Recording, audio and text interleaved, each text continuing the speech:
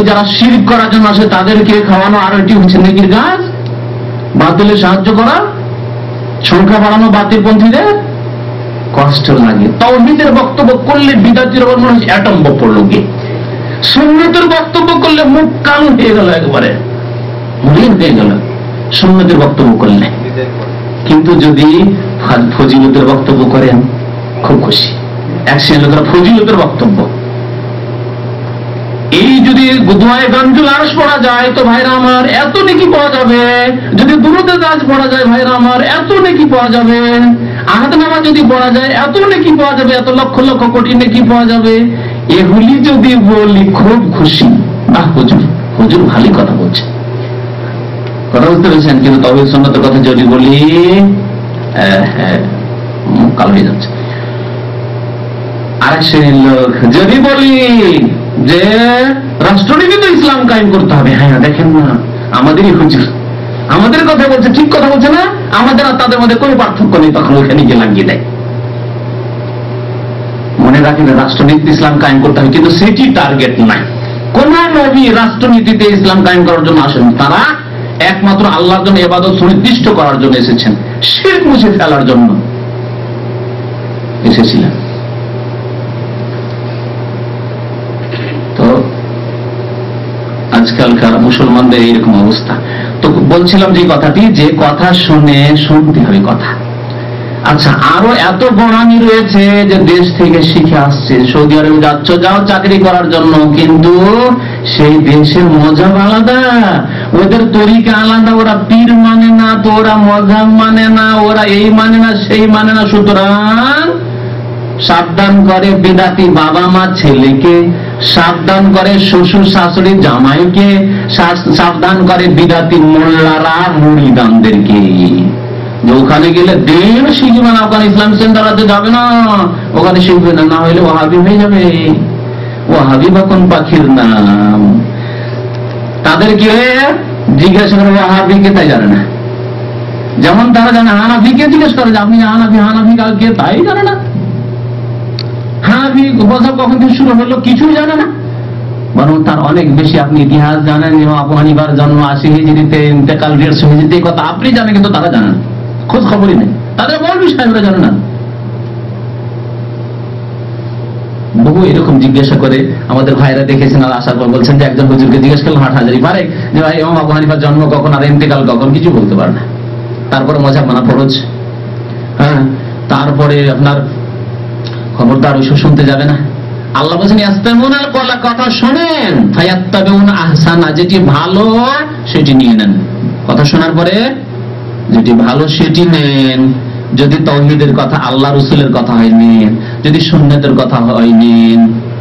জি, আকীদার জ্ঞান ছিল না, এখানে এসে আকীদার জ্ঞান পেয়েছেন।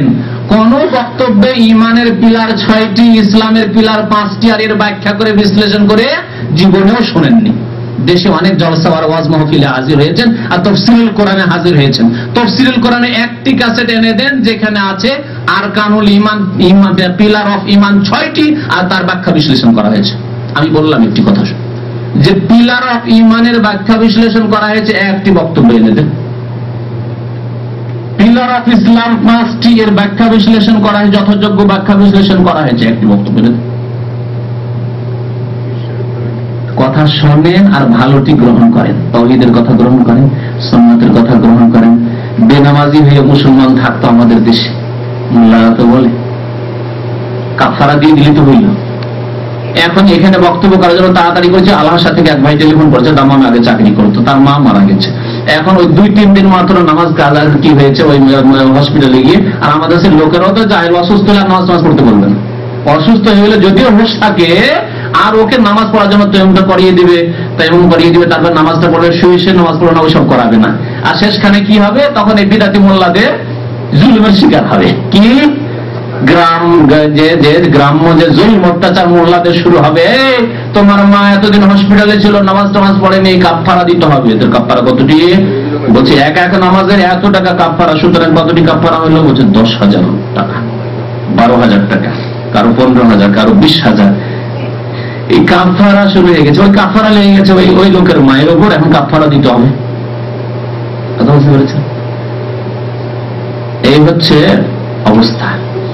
তো কি বলছিলাম, ফিরে আসি, কথা লম্বা হতে যাচ্ছে। হ্যাঁ, কোনখান থেকে এদিকে গেলাম বলেন?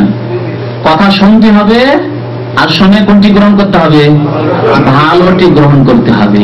ভাই এখানে একটি মাসলাই ধরো, নামাজ ছুটে গেলে কাফারা দেওয়া, একটি মাসলা বাংলাদেশে শুনে এসেছেন, মোল্লাদেরকে দেখে এসেছেন, আর এই শোষণের অনেকেই জুলমের শিকার হচ্ছেন। আর আরেকটি কথা আলহামদুলিল্লাহ এখানে এসে শুনছেন যে নবী করিম সাল্লাল্লাহু আলাইহি সাল্লাম 4 খলিফা, এমনকি 1,24,000-এর বেশি সাহাবায়ে কেরামের কোন একজন থেকে প্রমাণে, এমনকি ইমাম আবু হানিফা থেকেও, হানাফি মাযহাবের দাবিদার ভাইরা শুনে নেন, শাফি, মালিক, আহমদ, কোন ইমাম থেকেও প্রমাণ নেই যে নামাজ ছুটে গেলে পয়সা দিয়ে তার খেসারত করা যেতে পারে, দূর করা যেতে পারে, তার ঘাটতি পূরণ করা যেতে পারে। প্রমাণ দেন। আমরা তো প্রমাণ চাই। ওয়াহাবি কাকে বলে শুনে নেন, যারা দলিল চাই যে আল্লাহর কথা বলতে হবে, রসুলের কথা বলতে হবে। কথা বলতে পেরেছেন? বিদাতিরা ইংরেজদের সাথ দিল, ইংরেজরা দেখলো যে আরে তো আন্দোলন চালাচ্ছে যারা, এদের একটা এরকম কোন নাম না দিলে তো তাহলে মুসলমানদেরকে বিভ্রান্ত করা যাবে না। তখন যোগসাজ করলো কবর মাজার পূজারী বেরেলভি রেজভিদের সাথে, আর একদল কাদিয়ানির সাথে, আর বললো যে যারা আমাদের বিরুদ্ধে যারা সংগ্রাম করছে, ভারতে জিহাদি আন্দোলন করছে, এরা ওয়াহাবি, ওই যে সৌদি আরবের ওয়াহাবি মোহাম্মদ আব্দুল্লাহর অনুসারী, ওরাই ভারতে চলে এসেছে। আর ইংরেজরা শিখিয়ে দিল যে এরা আমাদের বিরুদ্ধে যুদ্ধ করছে। আর ওদের মনে, কবর পূজারীদের মনে তো শত্রুতা একটা ছিল যে মাজারগুলি তো মক্কার সব ভেঙে ফেলে দিল এরা, আর মদিনার সব মাজার ভেঙে ফেলে দিল, আরব দেশের সব মাজার শেষ করে দিল, খান খান করে দিল। আর এখানে একটা শক্তি সুযোগও পেয়েছি, এখানে এদের বিরুদ্ধে আমরা যা কিছু করে নেওয়ার সুযোগ পেয়েছি, কারণ সরকারি ইংরেজ সরকার পক্ষ থেকে আমরা সাপোর্ট পেয়ে যাচ্ছি। তখন কবর পূজারীরা উঠে পড়ে লাগলো যে পিটিয়ে নাও, এখন জেলে ঢুকিয়েই নাও এদেরকে, যারা কবর মাজার যাওয়া সিজদা করাকে শিরক বলছে, অর্থাৎ ভারত উপমহাদেশে যারা কোরআন সুন্নাহর অনুসারী তাদের উপর জুলুম দুই দিক থেকে, এক ইংরেজ জালেমদের পক্ষ থেকে আর কবর মাজার পূজারীর পক্ষ থেকে। আজকে থেকে যখন স্বাধীনতা আন্দোলনের যুগ ছিল তখন এই চিত্রটাই ছিল। আজকেও বাংলাদেশে এইরকমই চেষ্টা চালানো হচ্ছে, বিদাতপন্থীদের পক্ষ থেকে এইরকমই চেষ্টা চালানো হচ্ছে যে যারা কোরআন সুন্নাহর কথা বলবে তাদেরকে জেলে ঢুকিয়ে দাও, আর বলো যে এই সেই বলে দিতে পারলেই হলো। সুযোগ এইরকম সুযোগ গ্রহণ করেছে ইংরেজরা যে কবর মাজার পূজারীরা আমাদের সাপোর্টে চলে আসে। যদি বলি যে ওয়াহাবি, অথচ তখন আরব দেশে খাবার দাবার ব্যবস্থা ছিল না, তাহলে কোন ভারতীয় এখানে চাকরি করতে আসলে একটি লোক পাওয়া যেত না সেই যুগে। এরা নিজেরাই খেতে পেত না, কোথা থেকে বিদেশি লোককে এখানে নিয়ে আসবে, ঠিক না? তাহলে এই ওয়াহাবি মতবাদ ভারতে কি করে চলে গেল? কিন্তু ইংরেজরা জেনে শুনে দেখলো যে না, এই নামটা দিয়ে দিলে হবে যে একটা ধর্মীয় চেতনাকে আমাদের সাপোর্টে নিয়ে আসতে পারবো, মানে কবর মাজার পূজারীদেরকে আমাদের ফেভারে নিয়ে আসতে পারবো। আর কবর মাজার পূজারীরা এই সুবিধাটা গ্রহণ করলো যে আমরা যে ইংরেজ সরকারের একটা সাপোর্ট পেয়ে যাব, তাহলে হবে কি কোরআন সুন্নাহর অনুসারী যারা তাদেরকে কালাপানি রেমুনে পাঠাতে পারবো, আর এদেরকে আমরা শাস্তি দিতে পারবো, এদেরকে জেলে ঢুকিয়ে দিতে পারবো, আর আমাদের আরামসে কবর মাজারের বিনা পুঁজি ব্যবসা চলতে থাকবে। এটাই শুরু করেছে বাংলাদেশে বেশ কিছু ফিরকা, বেশ কিছু দলের লোকেরা। আল্লাহ রাব্বুল আলামিন তাদের আশা পূরণ করবেন না, যেমন ইংরেজদের আশা পূরণ করেননি আল্লাহ রাব্বুল আলামিন, তাদেরকে তাড়িয়ে দেওয়া হয়েছে ভারত থেকে, ঠিক না? আশা পূরণ করবেন না ইনশাআল্লাহ। কবর পূজারীদের আশা যেমন পূরণ হয়নি, আল্লাহ এই বাংলাদেশের বিদাতীদেরও আশা পূরণ করবেন না ইনশাআল্লাহ তাআলা। তো কথা শুনতে হবে, মুখ খুলে রাখা, মুখ বুঝেন তো, সৌদি আরবে সব মুখ কথাটি বুঝেন, মানে মগজ, মুখ মাফি করবেন না, মুখ ফি, আর মুখটাকে কাজে লাগাইতে হবে। আর ফি মাফির আরবিটা তো শিখেছেন কমপক্ষে। তো যখন মগজ আছে তার মুখ মাফি করবেন না, মুখ ফি, আর মুখটাকে মগজটাকে খুলে রাখেন, উন্মুক্ত রাখেন, কাজে লাগান। ইয়াস্তামিউনাল কওলা ফায়াত্তাবিউনা আহসানা, কথা শোনেন, শোনার পরে বিবেক বিবেচনা করেন। যদি মনে লাগে যে কথা তো আল্লাহর কথাই গো, কথা তো রসুলের কথায়, কথা তো বুখারী শরীফের কথাই বলছেন, মুসলিম শরীফের কথাই বলছেন, কিন্তু তাওহীদের কথায়, আল্লাহ রসুলের কথাই হচ্ছে, তাহলে তো ঠিক আছে। তো আমরা বিভ্রান্তিতে ছিলাম, গুমরাহিতে ছিলাম, এ তো সঠিক নামাজ, সহিহ নামাজ পড়তে বলছে, এই তো বুখারীতেই নামাজের কথা আছে, মুসলিম শরীফেই নামাজের কথা আছে, এই তো নামাজ তো পড়া নেই রে বাবা। এসব তো নেই। এইভাবে এক এক করে যখন চিকিৎসা করা শুরু করবেন, ধীরে ধীরে যত শিরক বিদআতের রোগ আছে সমস্ত রোগ দূরীভূত হয়ে যাবে ইনশাআল্লাহ, আর আপনি নিরাময় হাসিল করবেন। এই ঈমানের দেহতে যে কুফর, শিরক আর বিদআতের রোগে রোগাক্রান্ত হয়ে পড়েছেন, এইসব রোগ ইনশাআল্লাহ দূর হয়ে যাবে। মুমিনদের আল্লাহ রাব্বুল আলামিন অনেক গুণের কথা উল্লেখ করেছেন। মুমিন কারা, তাদের বহু গুণ আল্লাহ রাব্বুল আলামিন উল্লেখ করেছেন। একটি গুণ এখানে বলা হলো যে কথা শুনে বিবেক বিবেচনা করবেন, মুখটা মগজটা খুলে রাখবেন, আর বিবেক বিবেচনা করে ভালো কথাটি নেবেন।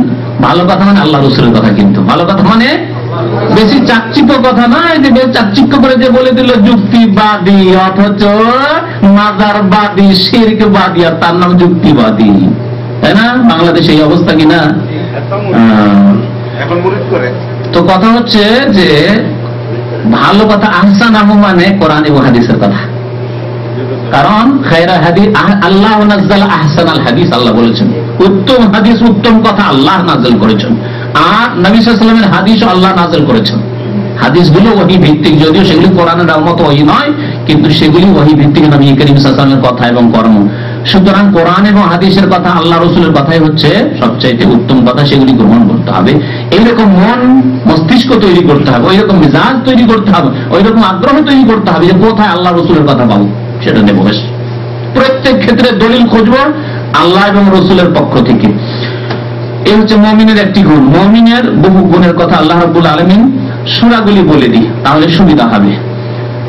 মুমিনের গুণ আল্লাহ বর্ণনা করেছেন সূরা মুমিনুনে। সূরা মুমিনের প্রথম আয়াত থেকে শুরু করে প্রায় 9-10 আয়াত পর্যন্ত এই মুমিনের গুণগুলি, প্রায় 8-9টি গুণ বর্ণনা করেছেন। কাদ আফলাহাল মুমিনুন আল্লাযীনা হুম ফি সালাতিহিম খাশিউন, যারা নামাজি, নামাজে বিনয়ী, নামাজের হেফাজতকারী, যারা লজ্জা স্থানের হেফাজত করে, যারা অকথ্য ভাষা বলে না, যারা উদ্দেশ্যবিহীন কথাবার্তা বলে না, ইত্যাদি ইত্যাদি ভালো ভালো গুণগুলি, যারা যাকাত দিয়ে থাকে। এইভাবে আল্লাহ রাব্বুল আলামিন বহু গুণ উল্লেখ করেছেন। আল্লাহ রাব্বুল আলামিন সূরা আনফাল আয়াত নম্বর 2 থেকে 4-এও মুমিনদের বেশ কয়েকটি গুণ উল্লেখ করেছে। ইন্নামাল মুমিনুনা আল্লাযীনা ইযা যুকিরাল্লাহু ওয়াজিলাত কুলুবুহুম, মুমিন সত্যি অর্থে তারা যাদেরকে আল্লাহ এবং রাসূলের কথা শোনানো হলে তাদের মন মোমের মতো নরম হয়ে যায়। ওয়াজিলাত কুলুবুহুম, মন প্রকম্পিত হয়, কেঁপে ওঠে আল্লাহর ভয়ে। ওয়াইদা তুলিয়াত আলাইহিম আয়াতুহু যাদাতহুম ঈমানা, যখন কোরআনের তাফসীর করা হয়, আল্লাহ এবং রাসূলের কথা বলা হয়, তখন তাদের ঈমান বৃদ্ধি পায়, ঈমান তাজা হয়। এমন নয় যে এক কান দিয়ে শুনলাম আর এক কান দিয়ে বের করে দিলাম, আর কাপড় ছাড়া দিয়ে দিলাম, আর সেন্টার থেকে বেরিয়ে চলে গেলাম, টাকনার নিচেই কাপড় থেকে গেল, হ্যাঁ, বেনামাজিকে বেনামাজি থেকে গেলাম, না, এরকম না। সারা রাত জলসা শুনলাম, আমাদের জলসার অবস্থায় সারা রাত জলসা শুনলো মহবিল, আর গিয়ে ফজর থেকে শুরু বেনামাজি হওয়া, ফজরই পড়লো না, ফজরই পড়লো না, আর নামাজ নেই, কোন সংশোধন নেই, এরকম না। ওয়াইদা তুলিয়াত আলাইহিম আয়াতুহু যাদাতহুম ঈমানা, যদি আল্লাহর আয়াত তেলাওয়াত করে যদি বোঝানো হয়, তাহলে ঈমান তাদের বৃদ্ধি পায়, এরাই মুমিন। আর যাদের ঈমানে পরিবর্তন নেই, বৃদ্ধি নেই, ওই জাতিগত মুসলমান, তাদের কথা আল্লাহ উল্লেখ করেননি।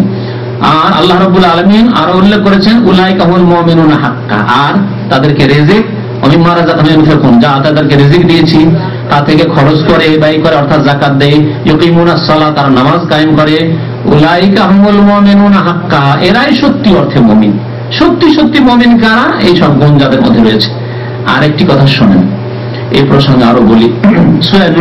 সূরা নূরের আয়াত নম্বর 51, মহান আল্লাহ তাতে বলছেন যে মুমিন কারা, মুমিনদের কথা, মুমিনদের আচরণ, মুমিনদের কর্ম, মুমিনদের তরিকা কেমন। তরিকা শোনেন, মুমিনদের তরিকা।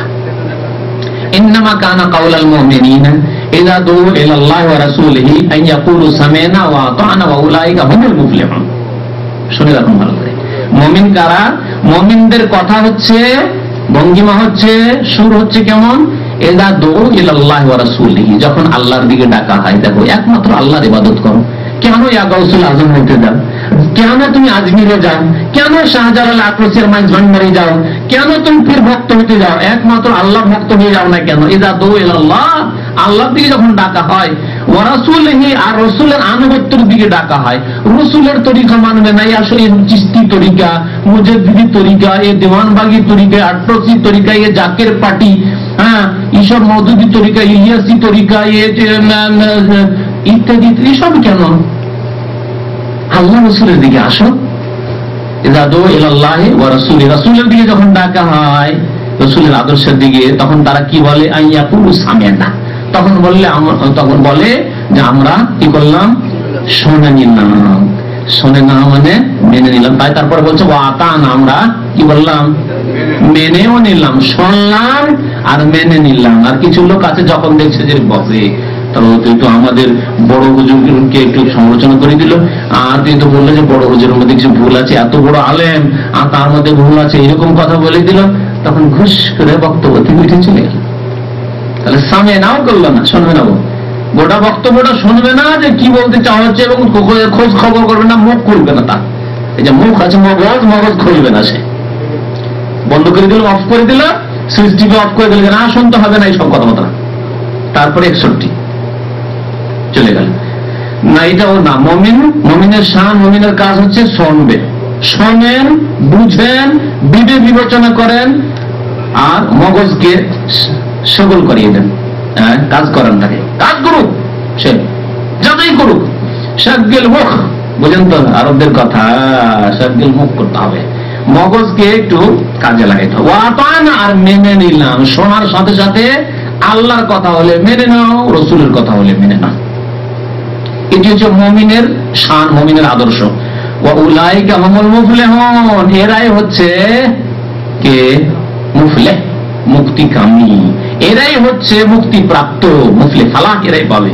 এদের জন্য সার্বিক কল্যাণ রয়েছে, সার্বিক মঙ্গল রয়েছে, মঙ্গলময় জীবন এরাই পাবে। সুতরাং আল্লাহ রাব্বুল আলামিন যদি সাহায্য চাই, তাহলে আল্লাহর দিনের দিকে ফিরে আসতে হবে, আমাদের ইমানের নবায়ন করতে হবে। নবায়ন মানে ইমানকে সুন্দর করতে হবে। ইমানে যে মরিচাগুলি লেগেছে, মরিচাগুলিকে সাফ করতে হবে, আর পরিষ্কার পরিচ্ছন্ন ইমানি জীবন হইতে হবে, ইসলামী জীবন হইতে হবে, তাকওয়ার জীবন, আল্লাহ ভীরুতার জীবন হইতে হবে, তাওহীদি জীবন হইতে হবে, সুন্নতি জীবন হইতে হবে, সুন্নাতের অনুসারী হইতে হবে। এবং আল্লাহ রাব্বুল আলামিনের সাথে আমাদের সম্পর্ককে মজবুত করতে হবে। আল্লাহ রাব্বুল আলামিনের সাথে সম্পর্ককে মজবুত করতে হবে। যখন আল্লাহর সাথে সম্পর্ক মজবুত হবে, আর আল্লাহর সাথে একজন মুমিনের সম্পর্ক মজবুত করার মাধ্যম হচ্ছে 5 বার করে 5 ওয়াক্ত নামাজ পড়া। এই নামাজ ছাড়া আল্লাহর সাথে সম্পর্ক হতে পারে না। আর নামাজ ইলমের সাথে, মানে সঠিক ইলমের সাথে, সঠিক নামাজ শেখার পরে, গতানুগতিক নামাজ নয়, নামাজের সঠিক ইলম হাসিল করে নামাজ কায়েম করতে হবে, এবং আন্তরিকতার সাথে, বিনয়ের সাথে, খুশুর সাথে নামাজ পড়তে হবে। এবং আরেকটি কাজ যেটি করতে হবে, সেটি হচ্ছে আমাদের আত্মসমালোচনা করতে হবে, যে ভুলটি কোথায়, রোগ কোথায়, অসুবিধা কোথায়, আমরা মার খাচ্ছি কেন, আমাদের জুলুম অত্যাচার হচ্ছে কেন, মুহাসাবা করতে হবে, নিজের হিসাব নিকাশ করতে হবে, এই কেন। এবং এর সাথে সাথে আল্লাহ যা কিছু আমাদেরকে দিয়েছেন, তা আমাদেরকে আল্লাহর রাহে ব্যয় করতে হবে। কমের পক্ষে আল্লাহ দোয়া করার তৌফিক দিয়েছেন, দোয়া করতে হবে, এটি একটি। আর গুনাহ থেকে বাঁচার আমাদের মধ্যে শক্তি রয়েছে, গুনাহ থেকে বাঁচতে হবে। আমার বাড়িতে গুনাহ হচ্ছে, গুনাহ হইতে দেব না, আমি পারবো কেন? 5 ভাইয়ের মধ্যে আপনি মাশাআল্লাহ বেশি পয়সা ইনকাম করেন, বিদেশে থাকেন, আপনার বড় ভাই হইলেও আপনার কথা শুনবে, কারণ যার যে খায় তার গুণ গায়, ঠিক কিনা? সুতরাং আপনি ছোট ভাই হইলেও বাড়িতে যদি বলেন বাড়িতে আমি টিভি রাখতে দেবো না, আমি তোমাদেরকে মাজারে যেতে পয়সা দিই না, যে তোমার ওরসে যাবে, খাসি মোরগ নিয়ে যাবে, আর পীর আসবে তাকে বসে বসে খাওয়াবে, মেহমানদারি করে বিদাতিকে, আর বিদাতের প্রচার করে গ্রামে বসে আমার টাকা খেয়ে, তা করতে দেবো না। বাড়িতে পীর আসলে তাড়িয়ে দেবে, আপনার কথা শুনবে। তা আল্লাহ এতটুকু তৌফিক দিয়েছেন, এটা ব্যয় করতে হবে আল্লাহর রাহে, সোচ্চার হতে হবে, শক্ত হতে হবে, অটল হতে হবে দিনের উপর। বিদাতিকে স্থান দেবেন আপনার বাড়িতে। আজকাল বিদাতি মোল্লারা আসে, ফুরফুরা থেকে যায়, আর মাসের মাস মেহমান নওয়াজি তাদের হয়, আর তাদের পিছনে কত যে লোক থাকে, আর নজর নিয়াজ ভরে চলে আসে। আবার সিজন শেষ হলো, আবার চলে আসো, সিজন হলো আবার চলে গেল। কেন জায়গা দেবেন? জোনপুর থেকে চলে গেল, কেন জায়গা দেবেন? পাকিস্তান থেকে ফিরে আসলে কেন জায়গা দেবেন? আটটসি মাইজবান্ডের আছে, কেন জায়গা দেবেন? যে কোনো পীর আসে, কেন জায়গা দেবেন? বরং গ্রাম থেকে তাড়িয়ে দেওয়ার আপনার ক্ষমতা থাকলে এইটি আপনার ফরজ কাজ। যেমন এই দিকে আপনাকে আল্লাহ যা দিয়েছে তা ব্যয় করতে হবে, তেমন আর্থিক ব্যয় করতে হবে। আল্লাহ যা অর্থ দিয়েছেন দিনের খেদমতের জন্য ব্যয় করতে হবে। আর যখন আমরা তাওহীদ প্রতিষ্ঠা করে নেব, নামাজ কায়েম করে নেব, তখন আল্লাহ সাহায্য নাযিল করবেন।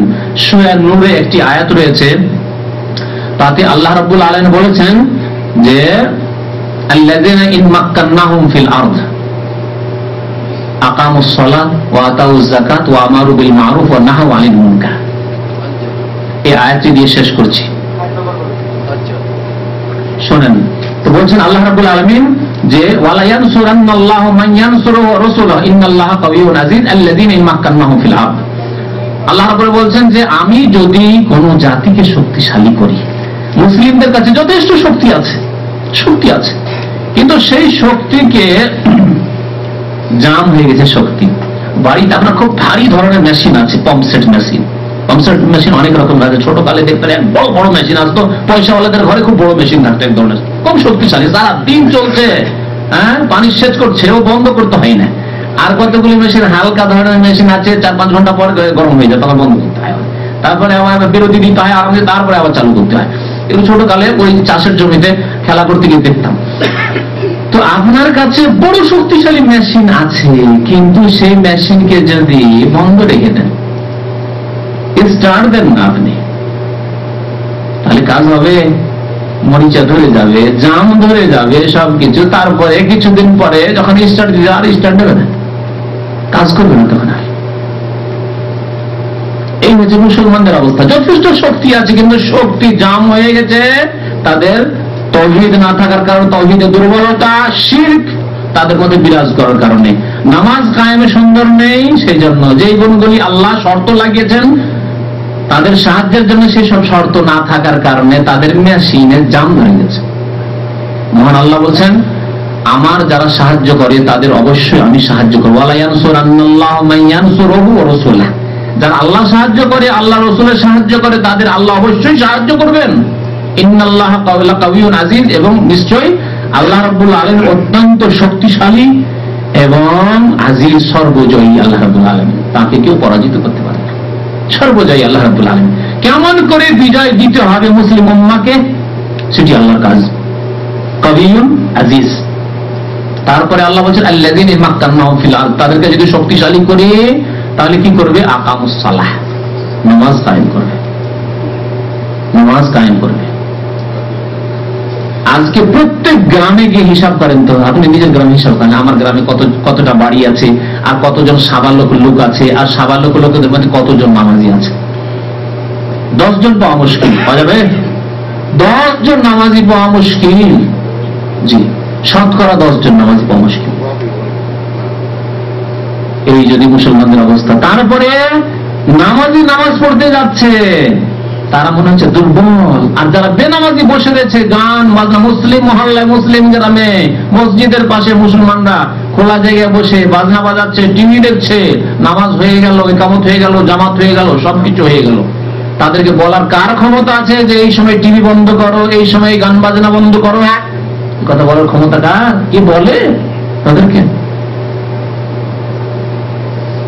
তাহলে মাথা চাড়া দিয়েছে মুসলিম সমাজে বাতিল শক্তি, বেনামাজি শক্তি, শিরকের শক্তি। দেখুন কবর মাজার পূজার শক্তি মাথা চাড়া দিয়ে কেমন আছে। তো আল্লাহ বলছেন যে আকামুস সালাহ, নামাজ কায়েম করবে তারা। তার আগে বলেছে তাওহীদ, তাহলে দুটি হলো, তাওহীদ প্রতিষ্ঠা করতে হবে আর নামাজ কায়েম করতে হবে। ওয়া আতাউজ যাকাত, যাকাত প্রদান করতে হবে। সমাজে দেখুন তো কত পয়সাওয়ালা মানুষ আছে, আর কয়জন যাকাত বের করছে, আর তার কত প্রপার্টি আছে, আর কতটুকু যাকাত দিল লোক দেখানো। 2-4-5 হাজার টাকার কাপড় চোপড় নিয়ে এসে বিল্লি করে দিল, বিতরণ করে দিল, যাকাত দিচ্ছে, অমুক লোক যাকাত দিচ্ছে, অথচ লাখ লাখ টাকা যাকাত বেরোবে হয়তো। যাকাত। আর কি করবে? ও আমারু বিল মারুফ, সৎ কাজের আদেশ দিতে হবে। সৎ কাজের আদেশ দেওয়া অধিকাংশ মানুষ বন্ধ করে দিয়েছে, আর অনেকে পারছি না, ইমানের দুর্বলতার কারণে পারছি না। অনেকে বিরক্তি বোধ করছে, ধর আমার বড় ভাইকে আর বলে লাভ নেই, ওকে অনেকবার নামাজের কথা বলেছে, নামাজ পড়বেন, ছাড়া ওকে থাকতে দাও, নামাজ পড়ে আসি। নামাজ পড়তে যাচ্ছে, ওর বড় ভাইকে বলবে না, ছোট ভাইকে বলবে না। বুড়া নামাজ পড়ে, মোল্লা তার একটি ছোট নামাজ পড়ে, কোনোদিন বলে না। কিন্তু যদি জমিতে খেতে খামারে কাজে না যায়, বাড়ি থেকে বের করে দেবে। যদি শহরে বসবাস করে, দোকানে গিয়ে একদিন যদি দোকান বন্ধ রাখে, তো বাড়ির মালিক মুরব্বী তাদেরকে বাড়ি থেকে বের করে, সারাদিন দোকান বন্ধ রাখবি, আজকে আমার 5,000 টাকা ইনকাম হইতো, তুই দোকানটা বন্ধ রাখলে ঢাকার মতো জায়গায়, তাতে দেবে, বাড়িতে খেতে দেবে? কখনো দেবেন না, কিন্তু নামাজ পড়তে যায় না, কিছু বলবেন না। আমারও মারুফ সৎ কাজের আদেশ দিতে হবে, ওয়ানাহাউ আনিল মুনকার, অন্যায় কাজে বাধা দিতে হবে, অন্যায় কাজে বাধা দিতে হবে। তাহলে শিরকে বাধা দিতে হবে, কবর মাজার পূজায় বাধা দিতে হবে। এক শ্রেণী ধর্ম প্রচারক রয়েছে আমাদের দেশে, যারা বলছে নেগেটিভ কথাবার্তা বলিও না। তারা বড় বড় ডাক্তার, ইঞ্জিনিয়ার, চিল্লায় 40 দিন বেড়ে, আর বলে নেগেটিভ কথা বলতে নেই, মানে নামাজ করিও না, কথা বলতে হবে, করো করো, মানে পজিটিভ শুধু।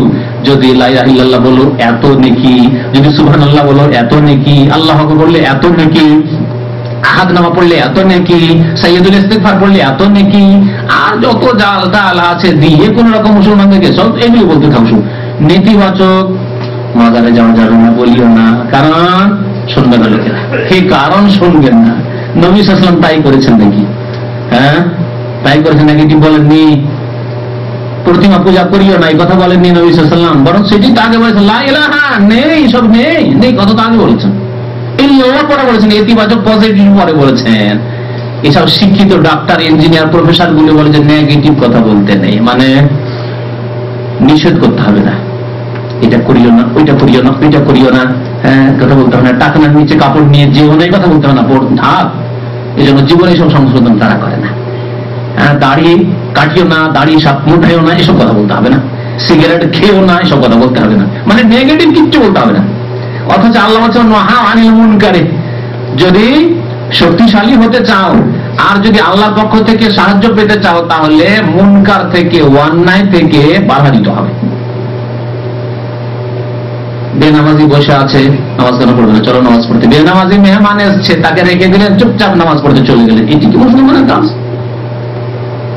বেনামাজি মেহমান আসছে, চলেন নামাজ পড়ি, উজুর পানি এনে দেন, আপনি এনে দেন, আপনার ছেলেকে বলাই উজুর পানি এনে দেওয়া, দেখলেন বেনামাজি উপায় নেই, তো নামাজ কাম খারাপে পানি এনে দিয়ে দিল, লজ্জায় যাবে। যদি আরো বেলজ্জা হয়, অনেক বেলজ্জা আছে, তখন বলবে কাপড় খারাপ আছে, ঠিক আছে বাবা, কাপড় নিয়ে দেন, লুঙ্গি নিয়ে তো লুঙ্গি দেন, প্যান্ট বদলিয়ে দেন, তার একটা কাপড় এনে দেন, কাপড় দেওয়া দিয়ে দিলেন, উজুর পানিও দিয়ে দিলেন, তারপরে আর কি বলবে?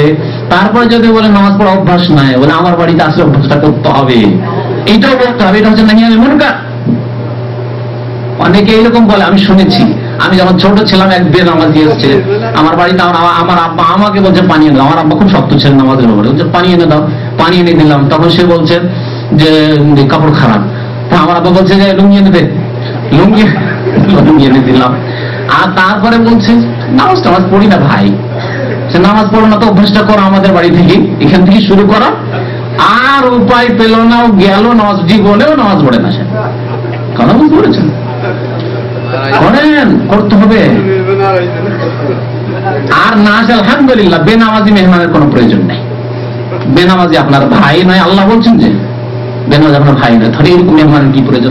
আপনার শালা হোক আর আপনার শালি হোক, হ্যাঁ, এগুলো বড় কুটুম নিয়ে আজকাল মেতে রয়েছে মুসলমান সমাজ।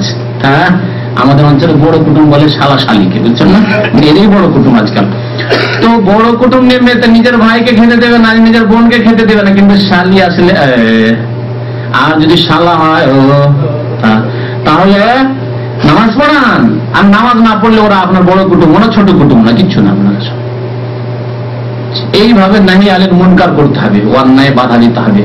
অন্যায় বাধা, শ্বশুর বাড়ি যাচ্ছেন, আপনার বাড়িতে টিভি না, আপনি মাশাআল্লাহ ধার্মিক, খুব টিভি নেই, শ্বশুর বাড়িতে টিভি আছে, আর কিছুই বলেন না, আপনি বরং একটু দেখে একটু চলে আসলেন, যারা এই ভালো প্রোগ্রাম করে একটু দেখাও তো, জীবনে দেখতে পান না, 2-4 দিন দেখে শ্বশুর বাড়ি এসেছি, তো বরং সেখানে বাধা দিতে হবে। কারণ আমাদের দেশে মেয়ে পক্ষ তো ভয় করে, ছেলে পক্ষ তো করে না, মানে মেয়েটাকে সুখে রাখতেই হবে এনি হাউ, যে কোনো ভাবে। সুতরাং যদি আপনি বলেন যে দেখো তোমার বাড়ির টিভি থাকলে আমি আসবো না, তোমার মেয়েকে আসতে দেবো না, বাপরে বাপরে আর মারে করে কি বলবে, ঠিক আছে বাবা তুমি যা বলবে তাই, আমার মেয়ে সুখে থাকলেই, আমার মেয়ে সুখে থাকলেই করবে না? করবে, অবশ্যই করবে। আপনার প্রভাবটাকে কাজে লাগাইতে হবে, আপনাকে যা দিয়েছে আল্লাহ রাস্তায় ব্যয় করতে হবে। আল্লাহ রাব্বুল আলামিন জবান দিয়েছে, প্রভাব দিয়েছে, ক্ষমতা দিয়েছে, অর্থ দিয়েছে। আল্লাহ রাব্বুল আলামিন আপনাকে অন্যায় বাধা দেওয়ার তৌফিক দিয়েছে, আপনাকে বাকশক্তি দিয়েছে, আপনাকে ভালো কাজের আদেশ দেওয়ার তৌফিক দিয়েছে, এগুলোকে ব্যয় করতে হবে আল্লাহ রাস্তায়। তাহলে আল্লাহ রাব্বুল আলামিনের সাহায্য করবেন। কয়টি গুণ বললাম? তাওহীদ, 5 ওয়াক্ত নামাজ, আর যাকাত প্রদান, ভালো কাজের আদেশ, আর অন্যায় কাজে বাধা। এই 5টি কাজ যদি করি তাহলে আল্লাহর সাহায্য অবশ্যই নেমে আসবে। কাফেরকে আল্লাহ পদদলিত করবেন আর মুমিনকে আল্লাহ সাহায্য করবেন। তখন ওয়ান্তুমুল আ'লাউনা ইন কুনতুম মুমিনিন, তোমরাই উপরে থাকবে যদি তোমরা মুমিন পেয়ে যাও। ওয়ালাই ইয়াজআলাল্লাহু লিল কাফিরিনা আলাল মুমিনিনা সাবিলা, কাফেরকে কখনো মুমিনদের উপর শ্রেষ্ঠত্ব, নেতৃত্ব আল্লাহ দেবেন না পৃথিবীতে কখনো। আল্লাহ বলেন লাই মানে জানেন, লান মানে পশ্চিম কালে কখনো কখনো আল্লাহ কাফেরকে নেতৃত্ব আর শ্রেষ্ঠত্ব প্রাধান্য দেবেন না মুমিনের উপর। কিন্তু মুমিন হইতে হবে। মুমিনের যেই গুণগুলি বললাম কোরআন থেকে বেশিরভাগ কথাবার্তা বলা হয়েছে, এছাড়াও বহু হাদিস নবী করিম সাল্লাল্লাহু আলাইহি ওয়াসাল্লামের আছে ভবিষ্যৎবাণী সম্পর্কে। নবী করিম সাল্লাল্লাহু আলাইহি ওয়াসাল্লাম আমাদেরকে আশ্বাস দিয়েছেন ভবিষ্যৎবাণী করে যে তোমরা চিন্তা করিও না, সাহায্য অবশ্যই নেমে আসবে। সময় হয়ে গেছে নাকি? আজকে এখান থেকে শেষ করছি। قال رسول الله صلى الله عليه وسلم لأن يهدي الله بك رجلا واحدا خير لك من حمر النعم